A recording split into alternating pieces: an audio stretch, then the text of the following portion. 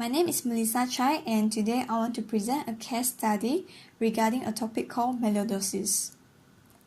So the aim of this case study is to investigate the clinical findings, manifestations, and laboratory diagnosis of melioidosis, to identify the diagnosis and treatment for the patient with melioidosis, and to increase the clinical awareness of melioidosis. So is melioidosis an emerging problem? Nowadays, melioidosis is believed to represent a serious global threat, and it is associated with a range of mortality from 10% to 39% worldwide. And in Malaysia, the rates of mortality for the melioidosis is 43% from the case since 1975 to 2015. A delayed diagnosis contributes to the increase of mortality and morbidity. So we know about the dengue mortality, the TB mortality, but how about the melioidosis mortality? In Malaysia, it is estimated around 700 cultures confirmed melioidosis patients die in a year. If possible, it can be more than 3,000 per year if included culture-negative patients. So what is melioidosis? Melioidosis is also known as a Whitmore disease. It was first described by Alfred Whitmore as a glandular-like disease. This infectious disease caused by gram-negative bacillus called Brucodella pseudomallei. It is found in the soil, rice paddy, and also muddy water of this area. So the epidemiology, it is endemic in the tropic and subtropic countries such as the Southeast Asia, Malaysia, Thailand, Singapore, China, India, and the Northern Australia. So this is a map showing the epidemic of worldwide of melioidosis, and the second map is a Malaysia one showing that Kedah, Kelantan, Pahang, Johor, Sabah, and Sarawak are the endemic state. For the modes of transmission, it has four, such as ingestions of the contaminated water which contain the bacteria. It can be like accidentally ingested the water by drowning in the water, or the inhalations of dust from the contaminated soil, the wound infection. When you have a wound and then you get in contact with the contaminated soil, it can easily get into the body, and rarely it's from person to person or animal to person's transmissions. So who are at risk? So farming has been shown to be strongly associated with the incidence of melioidosis. It is due to the heavy rainfall, high humidity, and the temperature, and it can easily be transmitted in the contaminated water. So in Thailand, 81% of the melioidosis patients were rice farmers and their family member. The factors increasing the risk for the disease are diabetes, chronic lung disease, renal or liver disease, excessive alcohol consumption, immune-suppressing conditions, and also gender. Male has a higher possibility. So in Malaysia, 74% of the patients with melioidosis were diabetic patients. So for the clinical manifestations, it can be acetamic seroconversions, acute form such as septicemia and is also associated with very high mortality, chronic forms such as long-standing suppurative focal abscesses with or without fever and is associated with a good prognosis. So in most of the melioidosis patients, fever is mostly seen in 95% of the patients, and it can last from a few days to months. Pneumonia is the most common clinical presentations for melioidosis.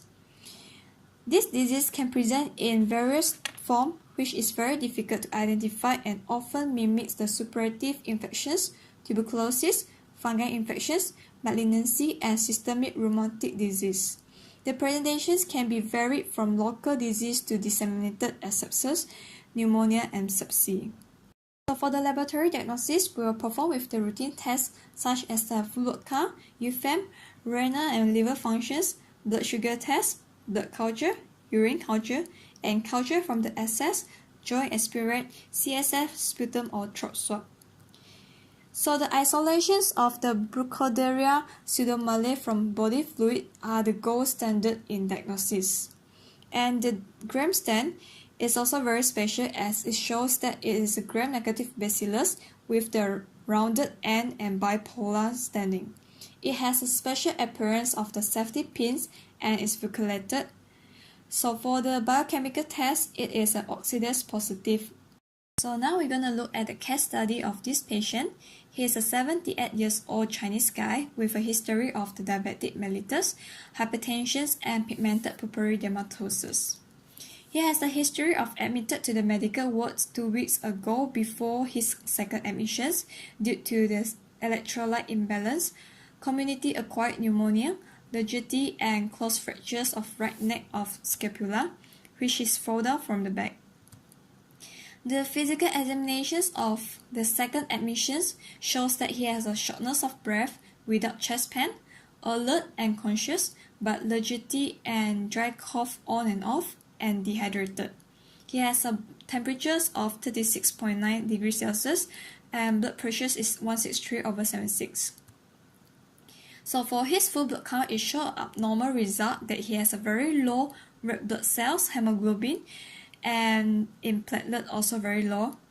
However, in his white blood cell, it shows that it's high in neutrophil. And for the urinalysis test, it is known that he has acidosis as his pH of the urine is less than 7.35 and the presence of leukocyte, nitrates, protein, ketone urine bilinogens, bilirubin, and hemoglobin in urine. And in microbiology, his blood was sent for culture and gram stain. It shows that the gram stain of the blood is a gram-negative rods, and he was suspected for TB, so for his AFB stain, it was negative, and the oxidase test was positive. So after culture for the blood, they found out that using the Vitex system, found that the bacteria of the Brucodella pseudomallei. And lastly, they did an occult blood test and it's positive. So after that, they proceed with the treatments for the patients and continue by infusing the citrazamdimine. And for the discussion, melioidosis is an endemic disease in Malaysia.